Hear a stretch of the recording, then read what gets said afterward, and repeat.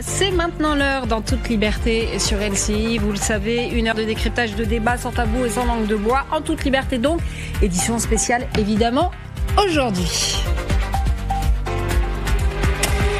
Voilà, alors à mes côtés pour l'instant, mais vous ne serez pas seuls les amis. Il y aura un remaniement. Il y aura un remaniement de l'équipe, mais vous resterez. Vous êtes un peu les Rachida Dati et qui je pourrais dire et Gérald Darmanin. Pas droit au cœur. Ouais, vraiment, c'est touchant.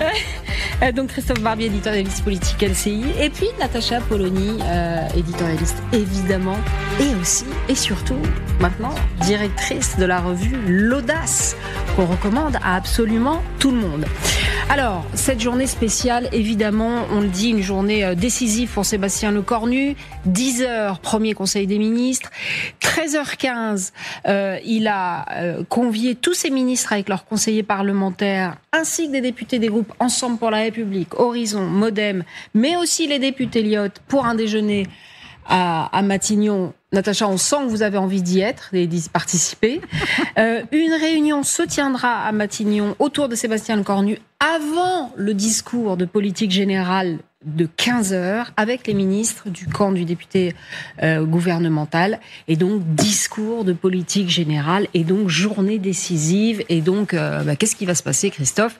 Vous êtes là avec votre boule de cristal et on va parler de cette journée alors que la censure quand même plane sur le gouvernement. Le PS hésite, renverser Lecornu et risquer le chaos, ou sauver le gouvernement et assumer de gouverner un peu quand même avec la droite. Ah bah voilà, l'équipe se renforce, c'est un peu comme le gouvernement. Il y a eu Lecornu 1 et là il y a Bouton 2 avec évidemment Adrien Gindre, que vous connaissez tous, qui est le chef du service politique TF1 SCI. Autant dire que c'est du lourd.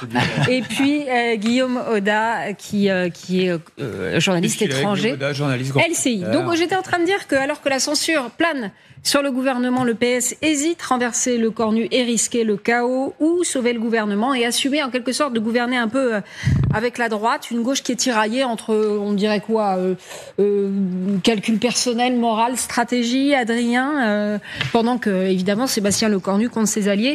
Comment on recompte les bulletins d'un vote piégé?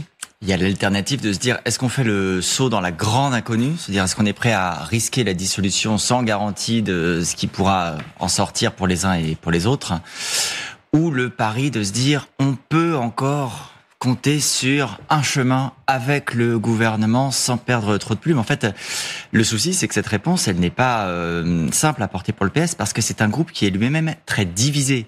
Il y a une partie du groupe qui est résolument pour la censure du gouvernement. Il y a une partie qui est pour le pari de la responsabilité, de se dire il faut continuer le dialogue et ça finira par porter ses fruits. Et puis il y a au milieu un entre-deux de députés qui tout ce week-end sont allés en circonscription, ont écouté, qui ont eu des remontées de terrain qui sont très sévères en direction du chef de l'État. J'insiste sur du chef de l'État. Et difficile en réalité pour eux de décoller complètement la perception qu'ont les Français du chef de l'État, de la perception du gouvernement et de la politique du gouvernement. Un PS qui est sous pression également en vue des municipales, puisqu'il aura besoin de partenaires de gauche. C'est tout cela qui nous donne ce cocktail si incertain, parce qu'en réalité, aujourd'hui, au moment où l'on se parle, on a une double incertitude. Que dira exactement Sébastien Lecornu? Comment il le formulera?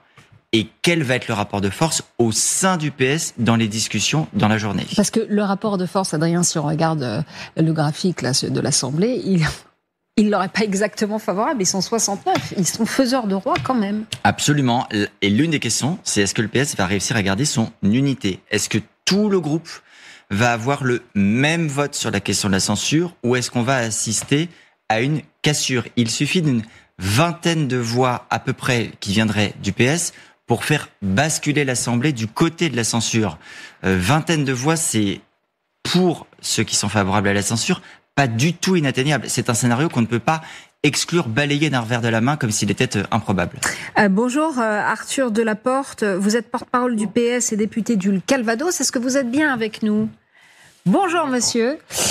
Comme le dit Adrien Gindre, vous devenez la clé de la survie du gouvernement aujourd'hui. Alors, je ne sais pas si on est la clé de la survie, parce que j'aurais tendance à dire que cette responsabilité est d'abord dans les mains du gouvernement, donc dans les mains de Sébastien Lecornu lui-même, qui doit faire des choix et savoir s'il souhaite porter une politique de rupture ou de continuation du macronisme. Et donc c'est à ce niveau-là que se situe la responsabilité. Nous, on prend acte finalement des engagements qui sont pris ou non, mais ça ne va pas au-delà. Enfin, disons que, évidemment que notre vote est déterminant et nous le savons, mais si jamais ceux qui sont en responsabilité s'exonèrent de le prendre en considération, alors ils seront censurés par leur propre faute. Alors, le journal L'Opinion vous appelle quand même des maîtres chanteurs. C'est un peu violent, mais enfin, c'est pas complètement faux, si ? Moi, j'irai pas jusque-là, je vous le dis très clairement. Je me passe de cette idée de chantage parce que notre seul intérêt, c'est l'intérêt des Françaises et des Français.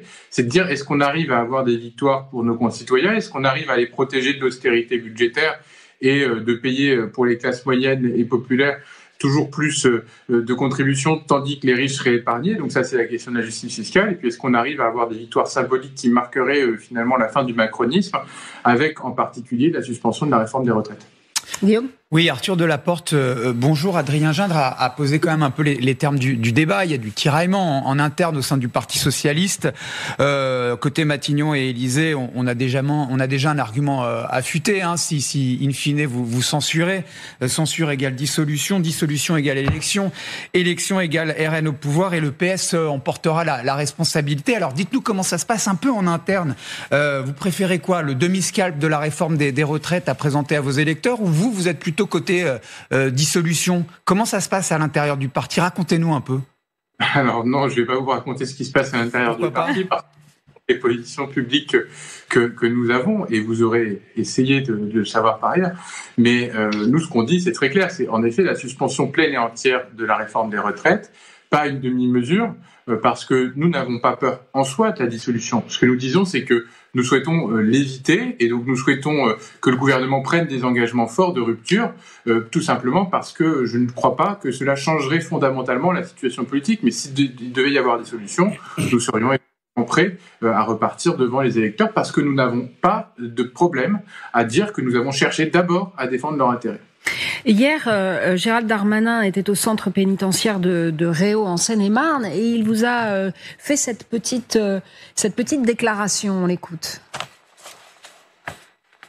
Mais nous devons tendre la main et faire tout pour éviter que nous allions vers la dissolution de l'Assemblée nationale qui rajouterait de l'instabilité. J'espère, je souhaite et je sais qu'il y aura des femmes et des hommes de bonne volonté au Parlement, et notamment au groupe socialiste, pour accepter cette main tendue pour que nous travaillions ensemble. En réalité, Arthur Delaporte, vous n'avez pas du tout intérêt à cette dissolution, vous, au PS, si ? Alors ça, c'est ce que vous venez de me redire. Je vous dis, nous, notre intérêt, c'est d'abord les Françaises et les Français. Et donc, du coup, la dissolution, si jamais on n'obtient pas de victoire, on y sera prêt, parce qu'on n'a pas de problème à avoir fait tout le chemin que nous avons fait. On a tendu la main, mais la question, c'est de savoir si le gouvernement l'a saisi, étant donné que c'est des mains d'opposants et que nous serons toujours vigilants pour continuer à défendre les positions qui sont les nôtres, justice fiscale, justice sociale et respect des principes démocratiques élémentaires. Christophe Barbier ? Il est probable que cette réforme des retraites soit suspendue à partir de cet après-midi. En 2027, si vous êtes au pouvoir, vous maintenez votre objectif de revenir à ce qu'elle était avant, ou bien est-ce que ce milieu du chemin, finalement, ne serait pas le plus raisonnable ? Alors, nous disons qu'en effet, la question de la réforme des retraites sera de nouveau dans le débat présidentiel, et si nous obtenons la suspension cet après-midi, ça ne fera pas de la suspension un objet qui sera révolu. On continuera de batailler pour un droit à la retraite plus juste. Vous savez d'ores et déjà que depuis l'entrée en vigueur de la réforme Borne, on a augmenté de 62 ans à 62 ans et 9 mois pour prendre juste l'âge légal de départ à la retraite. Donc évidemment que nous continuerons à mener le combat pour à la fois réfléchir aux manières de financer de façon pérenne notre système de retraite, mais aussi pour qu'il soit plus juste. Natacha ? J'ai une question sur la dissolution, parce que j'ai toujours pas compris. On voit défiler donc des socialistes sur les plateaux de télévision, et en fait, je ne comprends pas quel est votre programme et avec qui. On voit une Marine Tondelier là qui a continué à expliquer qu'il fallait un Premier ministre de gauche sans qu'on sache ce qu'était la gauche exactement. Et vous, on ne sait pas si vous allez en cas de dissolution, repartir avec le NFP, ou si vous considérez que vous portez un programme à vous tout seul qui est distinct de celui des Insoumis. Pardon, mais depuis des semaines, moi je suis perdue, je ne comprends absolument pas quel est votre programme précis et avec qui. Alors, ou alors vous jouez perdu, parce que je crois qu'on a été suffisamment clair sur les orientations que nous défendions, notamment lors de nos universités de rentrée à Blois. On a mis une feuille de route pour montrer qu'il y avait une alternative et qu'on pouvait demain être au gouvernement dans une situation de tripolarité, être en capacité à la fois de faire des compromis, mais aussi de porter une autre orientation budgétaire. Donc s'il y a une dissolution, vous ne repartez pas avec le NFP ? Nous, on cherchera à construire le périmètre le plus large de la gauche, mais de la gauche qui souhaite gouverner. C'est quoi le périmètre le plus large ?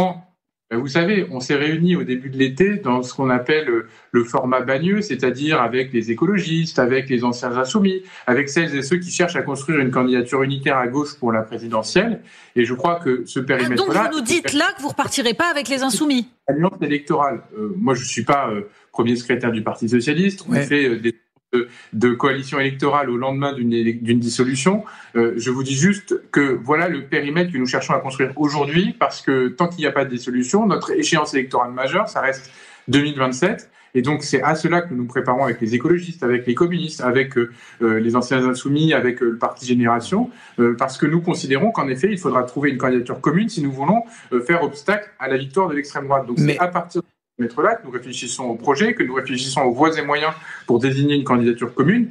Et donc, voilà, aujourd'hui, il n'y a pas de dissolution. Et mais Arthur Delaporte, le premier secrétaire du Parti Socialiste, Olivier Faure, moi je l'ai lu avec attention dans la tribune du dimanche, donc ce dimanche, et qu'est-ce qu'il dit ? Il dit j'assume nos désaccords avec la France Insoumise, bon d'accord, là ça vous le dites aussi. Étape 2, ça ne signifie pas que les électeurs de gauche soient spécialement irréconciliables. Étape 3 que pose Olivier Faure, on fera tout ce qu'on a toujours, on fera ce qu'on a toujours fait avant 2022, c'est-à-dire concurrence au premier tour, et au second tour, on fera tout pour battre le RN. Donc je vous repose la question très clairement, celle que vous posez, Natacha Polony. Est-ce que vous actez, oui ou non, devant nos téléspectateurs, qu'il n'y aura pas d'accord avec la France Insoumise ? Mais moi, j'entends ce qu'a dit Olivier Faure et je le partage. Je rajouterais même quelque chose qu'il dit souvent, qu'il n'a peut-être pas redit dans cette interview-là, c'est que nous sommes aussi extrêmement sensibles au risque du Rassemblement national. Donc cela n'exclut pas ponctuellement sur certaines circonscriptions un risque de trouver les voies et les moyens d'un accord qui permette la qualification de la gauche au second tour.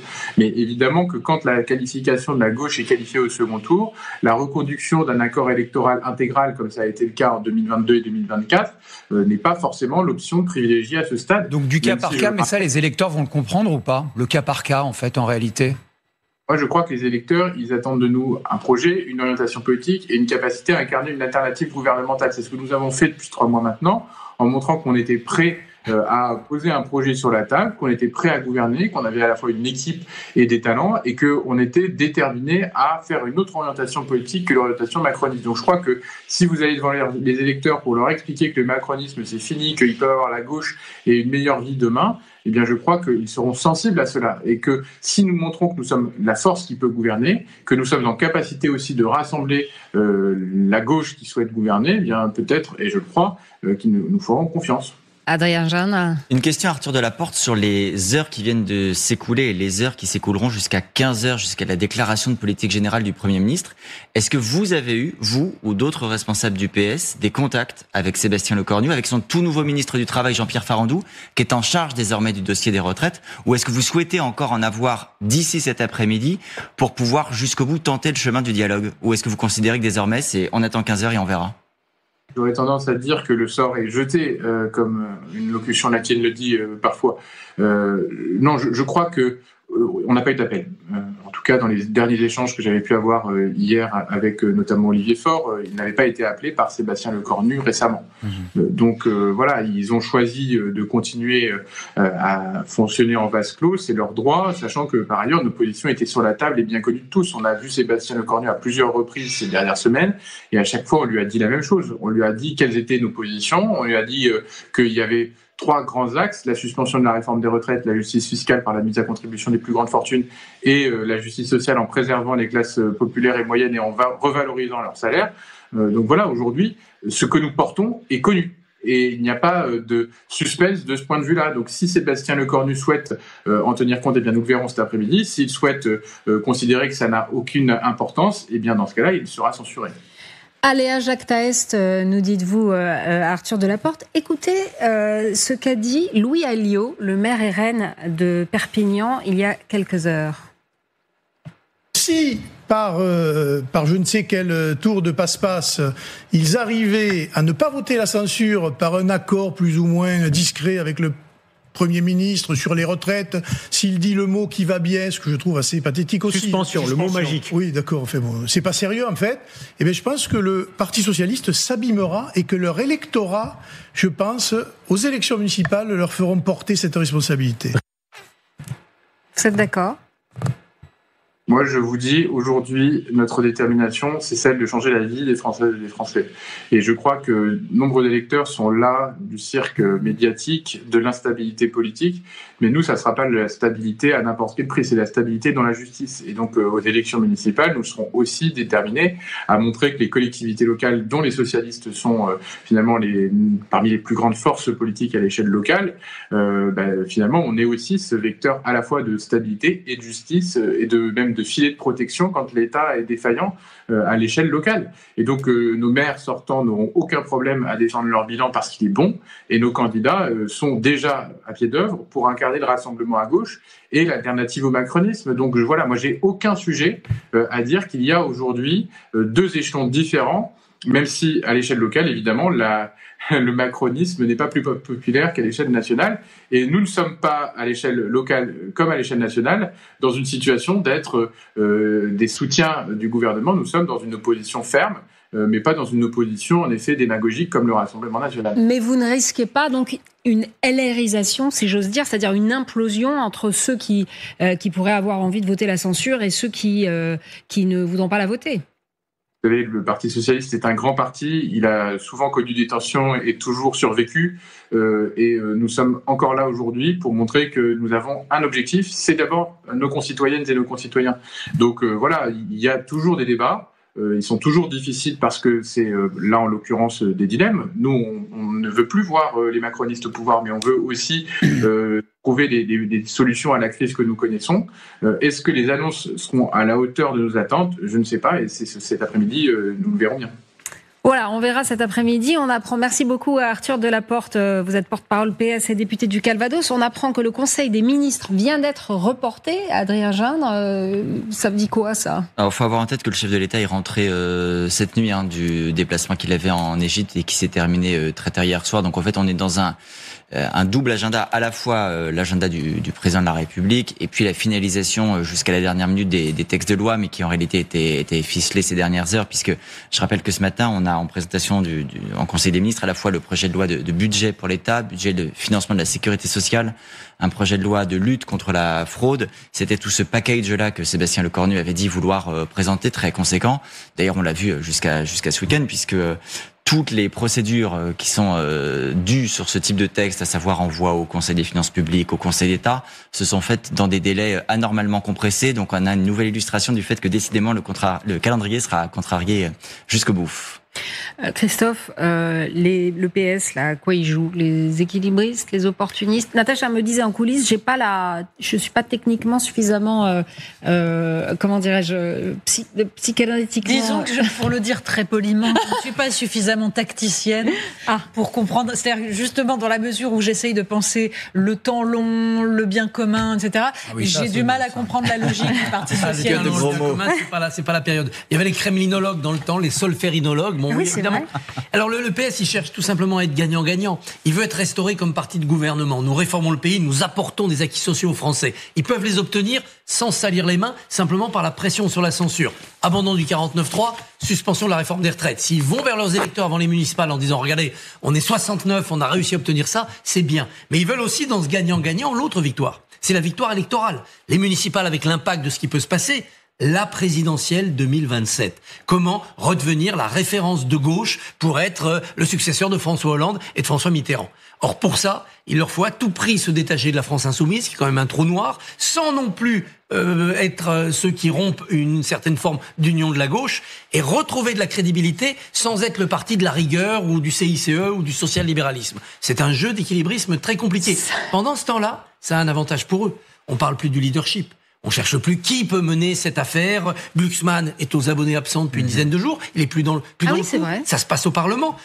Faure a repris la main au moment du Congrès, mais il laisse s'avancer d'autres. Regardez comment François Hollande a été bavard au moment de la chute de François Bayrou et est totalement silencieux depuis qu'on a les équipes le corps nu. Ça leur permet aussi d'escamoter cette idée de la présidentielle et de la chasse au présidentiable. C'est gai. Adrien Gindre, vous parliez tout à l'heure du budget, de tout ce qui va être proposé, mis devant le Conseil des ministres. On va écouter là, Charles de Courson, rapporteur général du budget à l'Assemblée nationale, député Lyotte de la Marne, qui parle justement de ces fameuses retraites.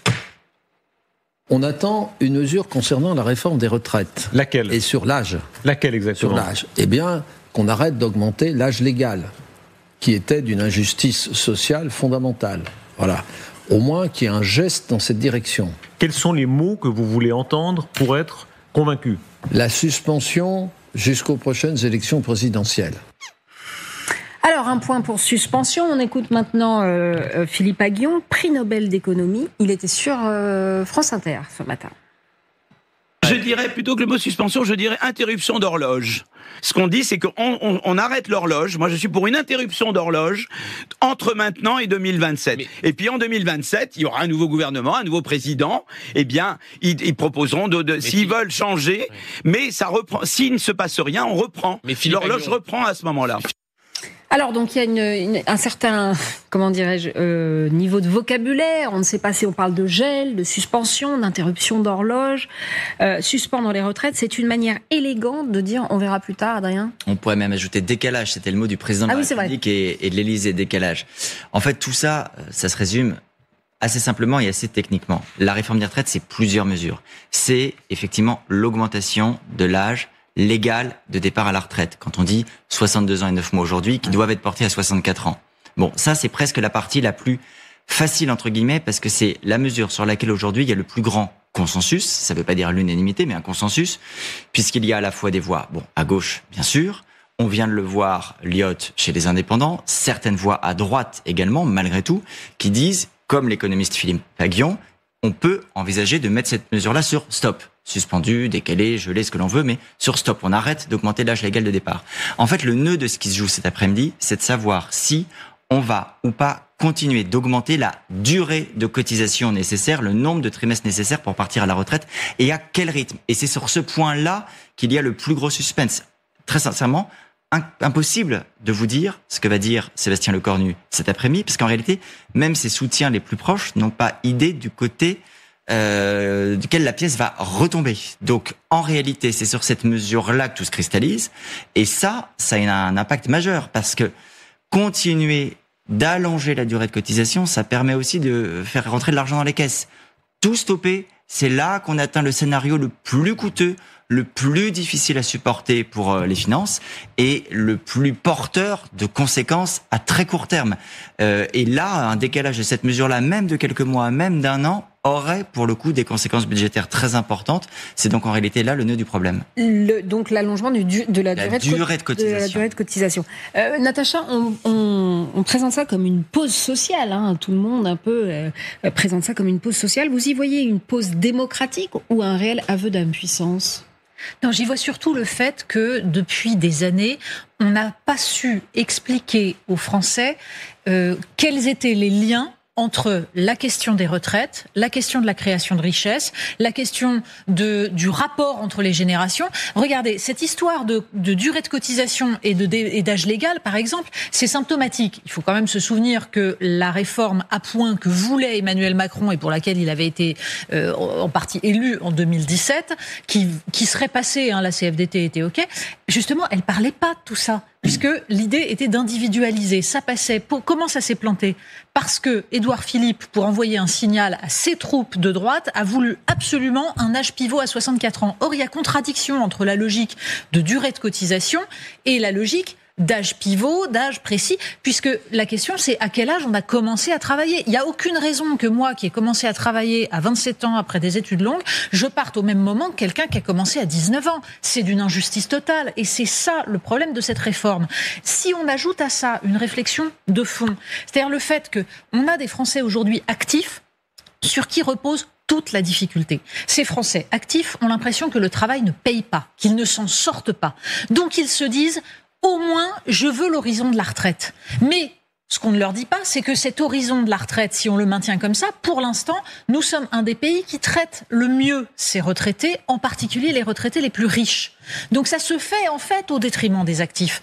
Et là, en disant à chaque fois, on ne va surtout pas toucher aux pensions de retraite et on va continuer comme ça, en fait, on continue à mettre le poids sur le dos des actifs et en plus à ne pas investir pour l'avenir. Regardez par exemple les dépenses d'éducation nationale. En fait, quand on dit on augmente le budget de l'éducation nationale, eh bien, c'est essentiellement pour payer les retraites des enseignants. Oui, ça c'est vraiment très intéressant. Et puis ça grève lourdement le budget de l'éducation nationale, mais de milliards. Oui, Natacha. mais si on ne pense pas tout le problème en même temps, si on n'explique pas aux Français les équilibres entre générations et si on leur dit pas en plus le problème fondamental, c'est qu'on crée pas assez de richesse, donc il faut protéger nos entreprises, nos producteurs pour recréer de la richesse et là on pourra parler répartition. Vous voyez, on vient d'entendre Arthur Delaporte pendant 10 minutes. Le problème de la social-démocratie, c'est que depuis des décennies, elle ne parle que de redistribution. Redistribution sans jamais réfléchir à où est-ce qu'on produit, dans quelles conditions, pour faire quoi. Originellement, la pensée de gauche, c'était la pensée des conditions de la production. Ça a été totalement abandonné. Moralité, on explique qu'on va mettre les curseurs, on va faire payer les riches, on ne sait pas exactement à quel niveau, voilà. Ouais. Alors, cette histoire d'âge pivot, quand même, Guillaume, de 64 ans, la remise en cause de la retraite à 64 ans, ça soulève une question, celle du coût-bénéfice. Bien sûr, et donc... Même si, comme Adrien Gindre le disait, c'est pas forcément le problème central. Oui, absolument. Bon, ça relève de questions absolument techniques et il faudra rentrer dans le détail. D'ailleurs, le Premier ministre Lecornu parie sur une discussion parlementaire. Est-ce qu'elle aura lieu ? En tout cas, pour se donner un peu d'oxygène, il n'a pas le choix. Il faut qu'il fasse un appel de phare, le Premier ministre Lecornu, et on l'a employé ici et là, ce mot. Il faut entendre à un moment ou un autre dans la déclaration de politique générale le mot suspension. Ça revient à stopper net en réalité cet âge de départ à la retraite. Aujourd'hui, 62 ans et 9 mois, ça a été expliqué très, très précisément. J'entendais hier Philippe Brun, député de l'Eure, qui disait que ça permettra à 450 000 retraités, en tout cas, de partir plus tôt à la retraite. Et ça ne coûterait a-t-il dit, que 500 millions la première année, et puis encore 3 milliards jusqu'en 2027. Et oui, Anaïs, en effet, ça pose la question du coût-bénéfice, et elle a été posée en ces termes sur notre antenne par Thierry Breton. Depuis la dissolution, ces allers-retours, ce quatrième gouvernement, parce que c'est ça dont il s'agit, ça a coûté en plus, je dirais, du fonctionnement de l'État, entre 15 et 20 milliards. Ça veut donc dire que, je dirais, notre dysfonctionnement démocratique, et encore une fois, cet objectif après lequel court le président de la République, nous a coûté à ce stade, en 12 mois, entre 15 et 20 milliards. C'est colossal. C'est colossal. C'est absolument colossal. C'est précisément les économies d'un budget. Voilà. Ça, c'est le coût de la crise politique qui est relatif aux rodomontades, aux valses hésitations autour des retraites. Je vous fais les sous-titres. Pourquoi est-ce que ça a coûté 15 à 20 milliards ? Parce qu'en fait, là, en 2024, après la dissolution, la France n'a pas pu se doter en temps et en heure, c'est-à-dire au 31 décembre, d'un budget. Et c'est exactement la même équation, en fait, qui est celle du Premier ministre Lecornu. Si ça ne passe pas, on ne pourra pas se doter d'un budget au 31 décembre. Donc, de toute façon, dans les deux cas, la France, elle va perdre de l'argent. Toute la question est de savoir combien est-ce qu'on veut perdre. 3,5 milliards jusqu'en 2027 et ensuite c'est le grand débat. Ou alors 15 milliards supplémentaires parce que la France ne se dotera pas à temps d'un nouveau budget. J'ajoute à ça que la séquence qui s'est ouverte politique depuis Bayrou, le vote de confiance, elle a creusé la dette de à peu près de 15 milliards d'euros supplémentaires. Donc, économiquement, encore une fois, on peut discuter pendant 100 ans, est-ce qu'il faut suspendre, pas suspendre, etc. Politiquement, très honnêtement, quand on sort la calculatrice, le Premier ministre Lecornu, il n'a pas le choix. Patrick Martin vous a répondu, Guillaume, sur RTL, et c'était ce matin, au sujet de la suspension de la réforme des retraites. On l'écoute. Il faut arrêter de se convaincre que tout le monde est favorable à ce décalage. Que tactiquement, ça soit compréhensible et que ce soit fait, why not ? Mais comprenons bien les conséquences, compris sur les taux d'intérêt auxquels emprunteront non seulement l'État, mais moi, vous, pour un crédit à la consommation, pour un crédit immobilier, sur un marché immobilier qui est totalement figé. Donc à un moment donné, il faut avoir une vision globale et puis un peu profonde dans le temps. Le rapporteur du budget, Philippe Juvin, dans la tribune dimanche, ne disait pas le contraire. Il disait exactement la même chose que Patrick Martin. Le Monde parle d'un compromis impossible. Est-ce qu'il est encore possible de trouver une majorité, même ponctuelle, Natacha, pour voter quoi que ce soit sur les retraites ? Écoutez, dans la mesure où il est très difficile de savoir exactement où les socialistes vont placer le curseur, parce que c'est ça dont on parle. Là, on est en train uniquement de parler de quelques députés socialistes qui vont décider que tel mot a été prononcé et que ça leur convient, ou que finalement, ils ont plus intérêt à adopter la posture de ceux qui refusent parce qu'ils défendent les acquis sociaux. En gros, c'est ça dont il est question, alors même, en effet, Guillaume Audat a tout à fait raison, que le sujet, c'est plus globalement la santé économique du pays, les perspectives que nous avons, et encore une fois, le fait que nous sommes un pays qui n'investit plus, qui ne pense plus à sa jeunesse depuis très longtemps, qui a un système politique qui est fondé sur la préservation, on va dire, du patrimoine, de la rente et de tous ceux qui sont déjà installés. Donc, encore une fois, on est dans une mauvaise situation, c'est-à-dire que, en effet, institutionnellement, on attend que quelques députés socialistes décident. Mais ce que ça va donner. Christophe, ça a un parfum délicieux de 4e République, ça, non ? C'est-à-dire que le destin du pays soit confié vraiment à un petit groupe très minoritaire. Oui, mais la 4e République avait installé quelque chose qui était le parti charnière, l'addition de petits partis, le côté constructif. Et comme disait Hervé de Charette, c'est pas parce que nous sommes un parti charnière qu'il faut nous prendre pour des gonds. Voilà. Et ça faisait quand même des réformes, mis bout à bout. Ça a fini par s'encalminer, s'enliser, notamment dans la guerre d'Algérie, mais ça a donné des réformes. C'était une logique très complexe, très politicarde, évidemment, très tambouille, mais qui avait intégré ce système-là. Là, le problème de la situation actuelle, c'est qu'elle est contre nature. On a fait une 5e République pour échapper à cela. Non pas pour organiser cela, mais pour échapper à cela. C'est pour ça que depuis un an, ça marche pas du tout. À aucun moment depuis un an, on s'est dit, tiens, il y a l'addition de ces 6 groupes-là sur les 11, puis l'addition de ces 7 groupes-là sur les 11. Non. On a en permanence été dans une ambiance de destruction. Quand est-ce que la censure va tomber sur Barnier, sur Bayrou, sur Le Cornu ? Donc c'est pas du tout comparable à la 4e République. Adrien, il faudrait donc, moi je suis très mauvaise en calcul, 289 c'est ça. voix. C'est la majorité absolue de l'Assemblée nationale qui peut faire tomber un gouvernement. On ne comptabilise dans le cadre d'une censure que les voix des députés qui s'expriment explicitement pour la censure du gouvernement, pour le faire tomber. Vous avez montré tout à l'heure le petit schéma avec l'hémicycle. C'est pour ça que les socialistes ont un rôle clé.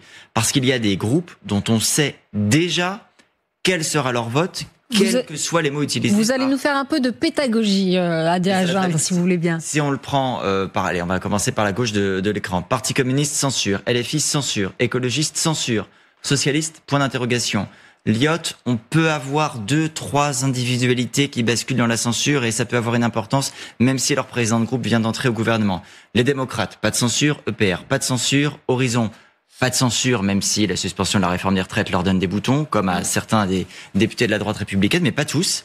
RN et Alliés, censure. Quand on additionne les groupes dont je viens de vous parler en termes de censure, eh bien on arrive à un résultat qui n'est plus très loin des 264. Voilà, il en manque 25. À une vingtaine près. D'où 2-3 liottes et une vingtaine de socialistes qui, à eux seuls, suffiraient à faire la bascule et à faire tomber le gouvernement. Adrien, j'ai une question à vous poser. Vous êtes un des journalistes les mieux informés de la place, on peut le dire. Non, mais si. Vous avez un certain nombre de capteurs, il y a des informations qui vous remontent. Compte tenu de la démonstration que vous venez de faire, on est dans quel état à Matignon, à l'Élysée ? Il y a de la fébrilité, vous sentez ça dans les conversations que vous avez avec vos interlocuteurs ? Écoutez, hier à l'Élysée, il y avait un sentiment qui prédominait, c'est de dire maintenant c'est au Premier ministre de gérer ça. La carte blanche. Voilà. Ou la patate chaude. D'une certaine manière, exactement. ça marche aussi. Il a accepté la mission, il la prend et il voit comment il s'en débrouille. De ce fait, en creux, effectivement, on ne peut pas parler de sérénité totale du côté de Matignon. Mais vous avez entendu Sébastien Lecornu ces derniers jours. D'une certaine manière, il s'est présenté en disant « Écoutez, moi je vais faire du mieux que je peux. Je défends pas d'intérêt personnel. Je suis pas venu là parce que je veux une carrière présidentielle. J'essaye de me présenter comme le moine soldat, dit-il, qui vient défendre l'intérêt du pays. Donc en conscience, je vais vous proposer un chemin qui me paraît être le plus responsable. Il y a la volonté depuis plusieurs jours d'appeler à la responsabilité des partis, mais c'est ce que soulignait Natacha tout à l'heure. En fait, la responsabilité des partis, elle se résume à quelques députés qui se retrouvent dans un dilemme de se dire est-ce qu'on pense à ce qui est peut-être bon pour le pays dans l'absolu ou à des échéances municipales, à la concurrence de LFI dans certaines villes, aux relations internes à la gauche, au risque, en cas de dissolution aussi, d'être devant ses électeurs incapable d'expliquer ce qu'on a défendu. Mais ça vaut dans les deux sens. Un socialiste dans une circonscription où il y a un risque LFI ou un risque RN, il a plutôt intérêt à avoir tout fait pour obtenir l'abrogation et la suspension de la réforme des retraites. Parce que ses concurrents, ils sont sur ce créneau-là. À l'inverse, un socialiste qui, lui, va batailler dans une circonscription où le bloc central est fort, il a intérêt à essayer de se montrer responsable. Le problème, c'est que dans ce groupe socialiste, il y a des réalités électorales qui sont différentes. Et parfois, la politique, ça se résume aussi à ça, à des élections qui se font avec des critères différents, avec des concurrences différentes, sur des territoires différents. C'est la raison d'ailleurs pour laquelle, je vous disais tout à l'heure, au sein du groupe Droite Républicaine, on a plusieurs positions là aussi. Parce qu'il y a des députés qui sont de tout temps en cohérence en disant la réforme des retraites, il faut la mener, il faut repousser l'âge légal, etc. C'est ceux qui sont aujourd'hui encore proches de Bruno Retailleau. C'est la ligne qu'il a défendue, c'est-à-dire de dire la droite, c'est repousser l'âge de départ à la retraite pour le bien du pays, dans le sens où ça permet d'améliorer les finances publiques et la pérennité du système. Mais il y a des députés LR, il y en a. Hein, et je rappelle que quand la réforme des retraites est passée par 49.3, il a manqué 9 voix pour que le gouvernement soit renversé à l'époque, notamment parce que des députés LR à l'époque avaient voté la censure 19, du gouvernement Borne. Voilà. Parce qu'ils ne voulaient pas de cette réforme. Pourquoi eux ne voulaient pas de cette réforme? Parce qu'ils sont élus dans des circonscriptions où leur analyse c'était de dire si demain on retourne devant les électeurs, on se fera balayer parce que nos électeurs nous tiendront rigueur d'avoir soutenu cette réforme. Mais c'est ce que disait Marine Le Pen la semaine dernière. C'est incroyable d'avoir la trouille de se représenter devant ses électeurs. Mais est-ce que c'est pas les mêmes? Parce que c'est pas les mêmes électeurs.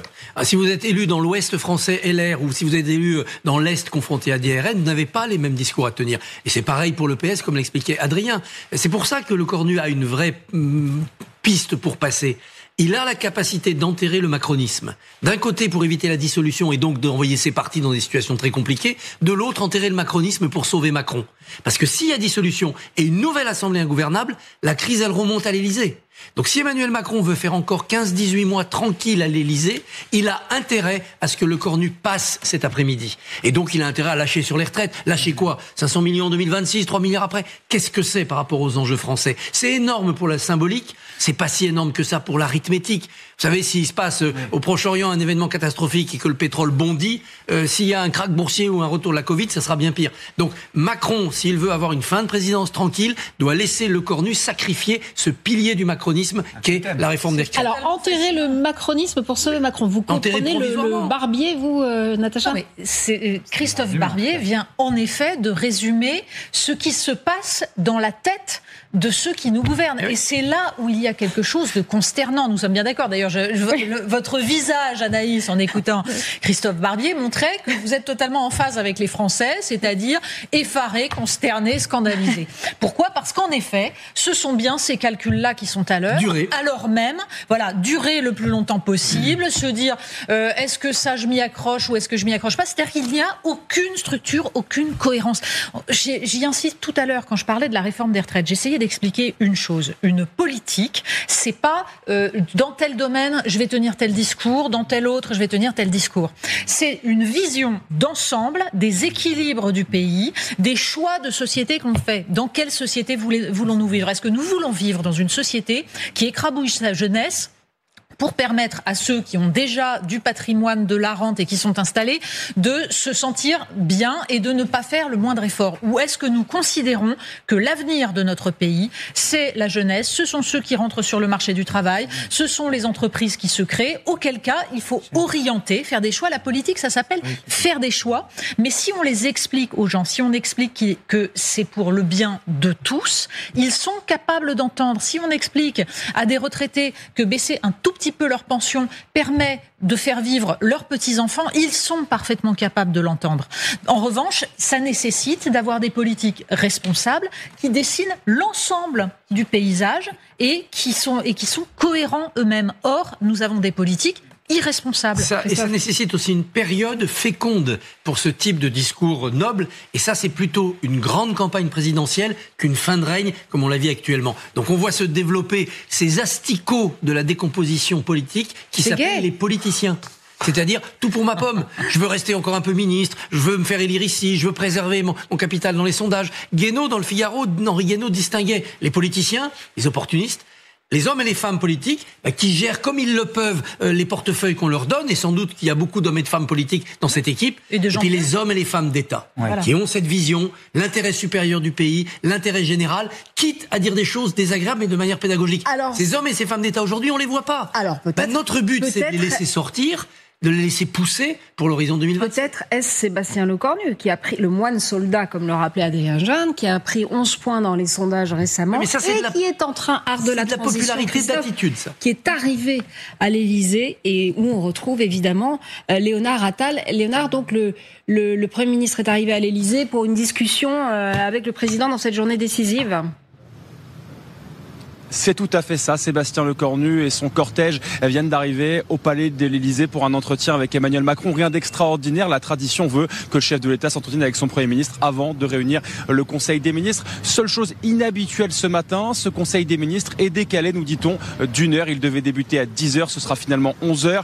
Pas de raison particulière, si ce n'est que le chef de l'État est arrivé, nous dit-on, au palais de l'Élysée à 4h du matin cette nuit, de retour de son déplacement en Égypte. Alors, sur la table de ce Conseil des ministres, enfin, le tant attendu projet de loi de finances pour l'année 2026, la copie budgétaire du gouvernement, avec, on l'a étudié, quelques mains tendues à la gauche, notamment sur les questions de fiscalité. Par exemple, la reconduction de la contribution sur des plus hauts revenus pour l'année 2026, qui existait déjà pour l'année 2025. Mais il en faudra plus pour Sébastien Lecornu pour convaincre le Parti socialiste de ne pas le censurer. Dans sa déclaration de politique générale qu'il prononcera cet après-midi, le PS attend qu'il prononce la phrase suivante: suspension de la réforme des retraites. Pour l'instant, le Premier ministre garde ses intentions secrètes, mais c'est bien ce qu'attendent les socialistes, que Sébastien Lecornu suspende cette réforme des retraites. Le Premier ministre qui, à la mi-journée, réunira une dernière fois à midi à Matignon les membres de son gouvernement et les députés du socle commun. Merci beaucoup Léonard Attal. Adrien Gindre. Il y a un élément très important dans ce que disait Léonard à l'instant. Le rendez-vous d'avant Conseil des ministres, il est traditionnel. En revanche, sur le timing, la durée, le Premier ministre est arrivé il y a quelques minutes déjà. Donc, si le Conseil est à 11h, ça fait à peu près 1h30 d'entretien. Ce qui là, pour le coup, est un entretien dans la moyenne très haute. Pourquoi je vous signale ça ? La coutume républicaine veut qu'avant une déclaration de politique générale, le Premier ministre communique son texte au chef de l'État. Certes, c'est à lui d'en assumer les conséquences, c'est à lui qu'a été confiée la tâche de faire les arbitrages politiques, mais j'y vois là un signe du fait que jusqu'au bout, Sébastien Lecornu et Emmanuel Macron vont discuter de la décision et de l'orientation à prendre sur cette réforme des retraites. Donc, si l'on prévoit ce matin 1h30 d'entretien, j'ai la petite intuition que ce n'est pas uniquement pour rebalayer le budget une dernière fois, mais bel et bien pour balayer la déclaration de politique générale et la manière dont les orientations vont être non seulement prise, mais formulée dans le discours de cet après-midi. Vous disiez tout à l'heure, à l'Élysée, on me dit c'est à Matignon de gérer, c'est à Sébastien Lecornu de gérer. Je trouve que ce timing me donne un indice. Qu'il y a une légère contradiction. Absolument. Et qu'en fait, depuis le début, on s'aperçoit qu'Emmanuel Macron est incapable de comprendre que dans l'article 20 de la Constitution, c'est le gouvernement qui détermine. Un petit écart entre la parole officielle et la réalité. Il n'est pas le premier président qui commet cette faute. C'est effarant. Non, mais vous avez dit que vous n'étiez pas bonne en psychologie socialiste et en psychologie d'Emmanuel Macron, Natacha. Non, c'est pareil. J'ai tendance à considérer les grands équilibre, à parler du bien commun et, disons, de ce qui va convenir au maximum de gens. Donc, je ne comprends pas les arbitrages qui sont faits. Et Guillaume, vous avez vraiment un truc intéressant à dire là, parce que, comme d'habitude, juste après la pause. Juste après la pause. Voilà, il sera question de Charles Melcher et d'Emmanuel Macron. Mais oui, justement. Allez, une pause et on parle de Jupiter. À tout de suite sur LCI. De retour sur le plateau dans toute liberté avec Adrien Gindre, avec Natacha Polony, Christophe Barbier, Guillaume Audat. Adrien, on parle de cette journée décisive pour Sébastien Lecornu. J'ai l'impression d'être un peu dans un jour sans fin. On dit journée décisive tous les jours, en fait, parce qu'il se passe tellement de choses dans la vie politique française en ce moment. On a l'impression que l'expression est galvaudée, mais alors là, c'est totalement factuel, parce qu'aujourd'hui, à travers sa déclaration de politique générale, on va savoir si, oui ou non, les conditions sont réunies pour une censure ou une survie du gouvernement.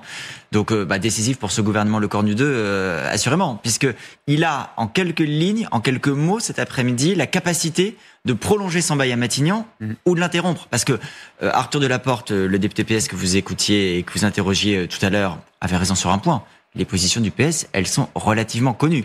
On peut les contester, on peut les déplorer, on peut les trouver irresponsables, mais on a un mode d'emploi. Le mode d'emploi pour que le gouvernement Lecornu survive, c'est qu'ils disent très clairement cet après-midi, on suspend la réforme des retraites dans toutes ses dimensions. Si c'est dit comme ça par le Premier ministre, il survit, fin de l'histoire, et chacun peut reprendre ses petites affaires. Si en revanche, il y a une fin de non-recevoir ou une ambiguïté, alors fin de non-recevoir, bon bah voilà, on a la réponse. S'il y a une ambiguïté, alors là, on aurait peut-être une journée décisive demain, à nouveau. Le temps que les discussions se poursuivent entre le PS et le Premier ministre. Et c'est pas un scénario totalement exclu. Hein. On peut avoir tout à l'heure un Sébastien Lecornu qui dit on est prêt à un décalage, un débat, ce que vous disiez tout à l'heure, un gel, et qui laisse planer une sorte de confusion qui ferait que les socialistes seraient un peu tourneboulés derrière. De son point de vue, ça aurait un intérêt. C'est que ça peut diviser, fracturer le groupe PS. Et avec un peu d'espoir, avec un peu de chance, il peut se dire, si je fracture le groupe PS, peut-être que j'aurai suffisamment de socialistes qui me soutiendront, qui feront le pari de la stabilité, de la responsabilité. Mais ça peut être un jeu dangereux, parce que fracturer le groupe PS, on n'est pas à l'abri qu'à la fin, à une ou deux voix près, ça finisse quand même par une censure du gouvernement. Ouais, fracturer le PS comme il a fracturé les LR, on va en parler dans un instant, mais juste avant, Guillaume, un petit détour, parce que Donald Trump, on oublie un peu Emmanuel Macron, là, dont vous dites, Adrien, qui laisse les clés à Sébastien Lecornu, mais qu'il le reçoit quand même 1h30 à l'avance, donc il lui laisse pas tant les clés que ça. Donald Trump a glissé hier un petit tacle à Emmanuel Macron, on l'écoute. La France. Merci beaucoup Emmanuel. J'imaginais Emmanuel Macron debout quelque part derrière moi. Où est-il ? Je n'arrive pas à croire que vous adoptiez une approche si discrète aujourd'hui. C'est mon ami. C'est bien, bon travail. Merci beaucoup Emmanuel. Qu'est-ce que c'est que cette vanne, Guillaume ? Bon, d'abord, franchement, très honnêtement, la séquence est très drôle. Tout le monde se marre, passez-moi l'expression, mais c'est vraiment le signe que Donald Trump, il a visé juste dans le mille. Et en réalité, cette séquence, elle est beaucoup moins anodine qu'il n'y paraît. Bon, évidemment, hier, c'est Donald Trump qui a triomphé. J'en veux pour preuve la une du Time. On va peut-être la découvrir. C'est le feu à Gaza, retour des otages. C'est son triomphe. C'est ainsi que titre le magazine, l'hebdo américain. Emmanuel Macron, qu'est-ce qu'il était venu faire à Sharm el-Sheikh ? Chercher un peu d'oxygène aussi, tenter d'exister. Il a très très vite saisi, en réalité, dans ce moment, que la France, elle jouait un rôle de figurant. Il a tellement anticipé ce moment-là que dès sa sortie de l'avion, dès qu'il a posé le pied à Sharm el-Sheikh, qu'est-ce qu'il a fait alors que les enjeux sont monumentaux, que la journée est historique ? Il a parlé de quoi ? De politique intérieure. Ceux qui ont nourri la division, les spéculations, n'ont pas été au niveau du moment que vit la France.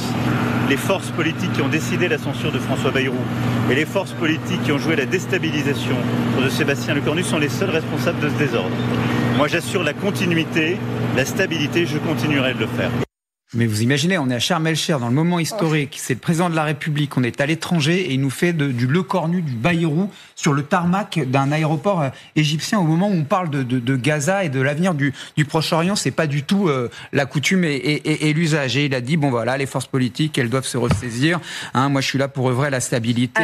Qui est-ce qui vise ? La droite, la gauche, ça, j'en sais rien. C'est à vous de répondre. Les deux. Les socialistes et puis la vraie question, en tout cas selon moi, l'auteur de cette dissolution ratée de 2024, qui se prend quand même pour un chef de parti qui n'accepte pas sa défaite, par ailleurs, voire même pour un Premier ministre. Adrien, vous nous le disiez, ligne à ligne, on reprend le discours de politique générale. Est-ce que c'est le mieux placé, en réalité, à ce moment-là, pour délivrer un tel message ? Alors, quand vous voyez les mimes goguenards de Christophe et de Natacha, la réponse est non. Moi, j'ai une autre question. C'est les LR, Adrien. On a vécu un psychodrame à droite, là, ces quelques derniers jours. Bruno Retailleau, qui pensait verrouiller la maison LR. 6 de ses troupes sont entrées dans le gouvernement Lecornu 2 malgré son veto. Rachida Dati, Annie Genevard, Philippe Tabarot et 3 nouveaux venus, Vincent Jeanbrun, Sébastien Martin, Nicolas Forissier. Ils siègent désormais à côté du pouvoir. Bruno Retailleau a donc décidé d'exclure 8% de ses députés, sa présidente de commission d'investiture et sa candidate à Paris. C'est incroyable quand même. Comme les journées décisives sont nombreuses. Il y a une semaine, Bruno Retailleau était un présidentiable lancé comme une fusée en direction de 2027, un ministre de l'Intérieur dont on avait le sentiment qu'il était en dynamique, et quelques jours plus tard, il est un chef de parti affaibli, contesté dans sa propre famille, qui même d'ailleurs ne peut plus faire entendre sa parole, sa voix d'autorité sur ses propres députés ou sur des ministres aussi éminents que ceux que vous venez de citer, qui étaient pourtant parmi ses proches. Annie Genevard, c'est pas du tout une opposante politique de Bruno Retailleau en interne au sein de LR. Vous l'avez rappelé, présidente de la Commission nationale d'investiture des Républicains. En cas de dissolution, elle a un rôle clé. Après, encore une fois, on va voir si Bruno Retailleau est capable d'aller au bout de ce qu'il a dit. Très vite, il a annoncé l'exclusion de ces nouveaux ministres du parti LR. La réalité, c'est que pour le moment, il a pu prononcer leur exclusion des instances dirigeantes et qu'il va s'engager en interne une procédure pour voir s'il est possible de les exclure réellement du parti. Et alors là, je m'avance un petit peu, mais en général, quand les partis annoncent tambour battant des procédures d'exclusion, quelques mois plus tard, on s'aperçoit qu'ils n'ont pas réussi à faire l'exclusion, que le ou la militante visée est toujours membre, et qu'en réalité, on essaie juste d'expliquer qu'il s'est mis en retrait de lui-même du parti, de par son comportement. Allez, prenons un pari. Dans quelques semaines, on verra si ces six-là sont vraiment en dehors des Républicains. On prend le pari, Adrien. Est-ce que ça préfigure, en fait, toutes ces affaires des LR? C'est pour ça que je vous pose la question ce matin, en fait. Est-ce que ça préfigure l'union des droites et la fin des LR? On a beaucoup avancé dans le schéma de l'union des droites depuis 3 semaines. C'est évident. D'abord parce que certains députés sont tentés. Ils savent que dans une législative, après une dissolution, sans accord avec le RN, ils sont battus. Ensuite, les RN eux-mêmes se disent c'est une occasion historique. Ciotti avait ouvert une brèche. On va les aspirer, on va digérer ce qui reste du RN, du LR. Et puis enfin, il y a les électeurs. 63% des électeurs RN souhaitent cette union des droites, 41% des électeurs LR, 41% des électeurs LR. Et les autres ne sont pas opposés. Il y a une partie, un petit tiers qui est dans l'expectative. Donc en effet, on est en marche pour que d'ici 2027, à la faveur d'une dissolution ou au vu de la présidentielle, eh bien cette union des droites soit proposée et peut-être réalisée. Soyons clairs, ça sera la fin du gaullisme. Ça sera la fin du gaullisme. Ça sera pas la régénérescence du gaullisme en cambriolant de l'intérieur l'électorat RN. Alors attendez, je vais peut-être vite en besogne. Non, c'est pas ça du tout. C'est qu'au contraire, vous allez un peu lentement en besogne. Il me semble que le gaullisme est mort depuis très longtemps. C'est possible aussi. Venir expliquer que les LR actuels seraient les héritiers du gaullisme, pardon, mais je tombe de ma chaise. Ils s'en targuent. Non, ils s'en targuent au moins. Du tout. Enfin, voilà. Pardon. Mais... C'est bien un des problèmes, c'est que la droite de gouvernement depuis des décennies a totalement abandonné les fondamentaux du gaullisme, à savoir la souveraineté nationale, la planification, la vue à long terme. Rien, il n'y a plus rien. Et ce qui est intéressant dans cette histoire d'union des droites, c'est surtout que vous avez 2 lignes au Rassemblement national et que c'est en train de se faire concurrence de façon violente. Parce que Marine Le Pen, si je ne me trompe sur cette antenne, a dit qu'elle n'était pas pour l'instant pour l'union des droites. Elle ne veut pas sauver la droite, elle veut sauver la France. L'union des droites, c'est la vision de Jordan Bardella, qu'on écoute immédiatement. Libéral, qu'on écoute Jordan Bardella. Aujourd'hui, ça n'est pas possible car M. Retailleau est totalement aspiré par le macronisme, mais il y a des électeurs patriotes sincères aux Républicains avec lesquels nous ne partageons peut-être pas l'intégralité des mesures, de nos idées, mais à qui je viens dire, dans l'intérêt du pays, dans l'intérêt de la France, il faut faire un bout de chemin ensemble. Et moi, je vous tiens à il faut faire un bout de chemin ensemble. Non, mais on a bien compris que c'était ça pour on va dire le camp Jordan Bardella. C'est l'idée que Giorgia Meloni a réussi en Italie et que donc il y a un courant et qu'en fait ils ne pourront gouverner que s'ils aspirent une partie de la droite qui est en fait une droite libérale conservatrice sur laquelle Jordan Bardella en laquelle il se reconnaît assez simplement.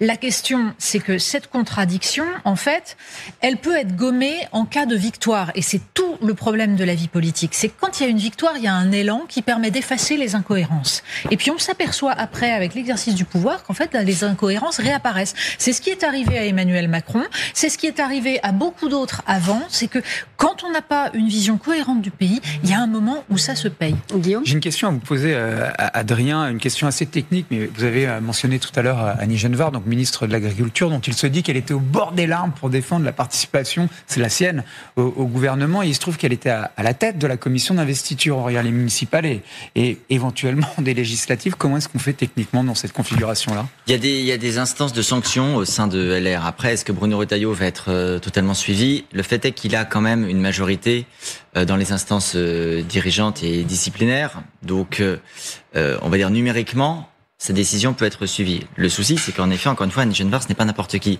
Est-ce que les Républicains vont vraiment s'enhardir au point de prolonger le spectacle ? Parce qu'en fait, aller au bout de l'exclusion, c'est prolonger l'idée que les Républicains sont en train d'exploser, c'est accréditer l'idée que cette famille politique est en train de mourir. En plus, alors Annie Genevard, on peut l'accabler en disant oh là là, elle a été infidèle à la parole de son parti, elle veut rester parce qu'elle est accrochée à son Marocain, à sa voiture, son chauffeur. Elle a défendu les choses de manière assez rationnelle en disant on n'arrête pas de contester l'instabilité. Alors offrons un peu de stabilité aux acteurs qui sont concernés. Les agriculteurs ont besoin de quelqu'un qui gère les dossiers sur un temps certain. Et le fait est qu'elle a engagé. Le problème d'Annie Genevard, c'est pas qu'elle soit exclue ou pas de LR, c'est la politique qu'elle mène en tant que ministre de l'Agriculture. Elle est assez appréciée avec la FNSEA. Elle est appréciée par la FNSEA. À propos de, c'est un acteur il faut important. rentrer dans les détails. À propos de Rassemblement des droites, Éric Ciotti. De se soumettre au diktat du Parti socialiste, dont ils deviennent désormais l'otage et la marionnette.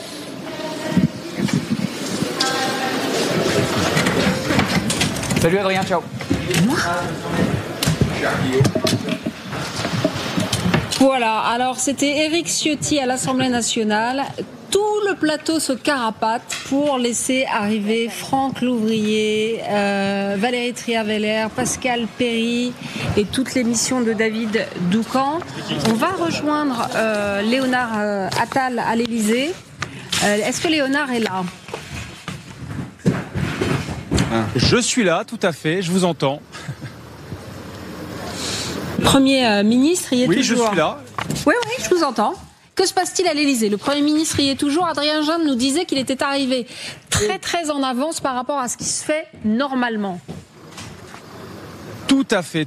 Sébastien Lecornu, depuis une demi-heure maintenant, s'entretient avec le chef de l'État. Un entretien habituel avant un conseil des ministres, mais qui devrait durer au moins 1h30, puisqu'il est arrivé à 9h30, que ce conseil des ministres va débuter à 11h. Et au cours de cet échange, sans trop s'avancer, il sera question de la déclaration de politique générale que va prononcer Sébastien Lecornu à l'Assemblée nationale à 15h. Les proches du chef de l'État nous disaient hier qu'Emmanuel Macron ne découvrirait pas, lors du prononcé, cette déclaration, bien sûr, de Sébastien Lecornu. Tout à l'heure, conseil des ministres donc, avec enfin à l'ordre du jour la copie budgétaire de ce gouvernement qui reprend un certain nombre de propositions formulées par François Bayrou, notamment en matière de fiscalité, certaines mains tendues à la gauche, mais il en faudra bien sûr beaucoup plus pour convaincre le Parti socialiste de ne pas censurer ce gouvernement, le PS qui attend notamment que le Premier ministre s'engage à suspendre la réforme des retraites. En est-il question en ce moment dans le bureau du chef de l'État entre Emmanuel Macron et Sébastien Lecornu?